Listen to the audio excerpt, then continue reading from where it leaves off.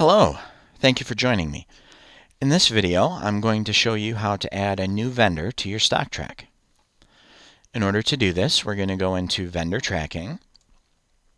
We're going to go to the Vendors tab, and we're going to hit New. When the vendor information window pops up, the only required information is a vendor ID and the company name. Everything else is optional.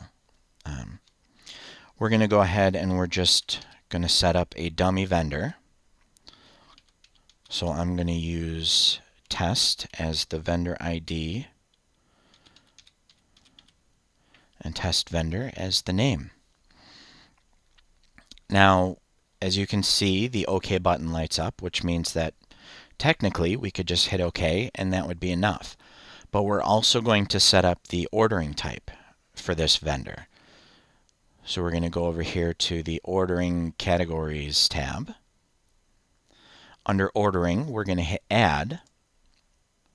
And at this point, a list of ordering types that are available in Stocktrac will appear.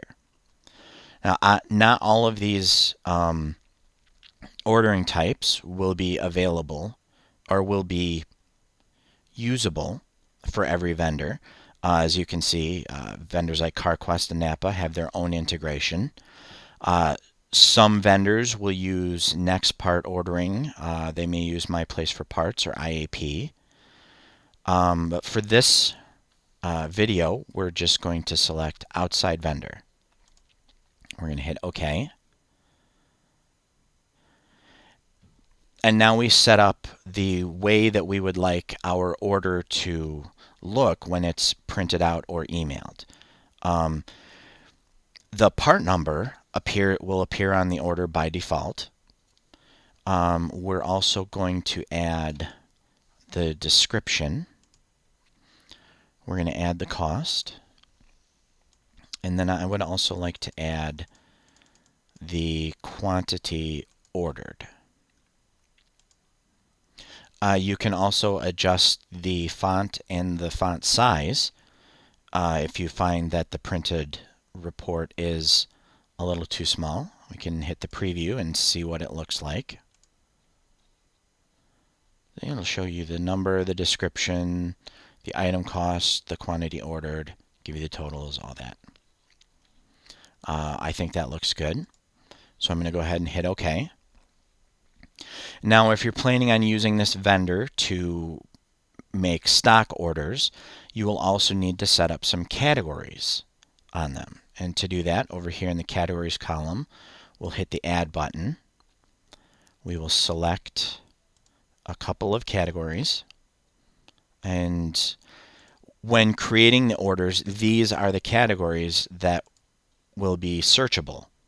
So you want to make sure that the parts that you will be ordering from that vendor, that the categories that they are in are listed here underneath categories.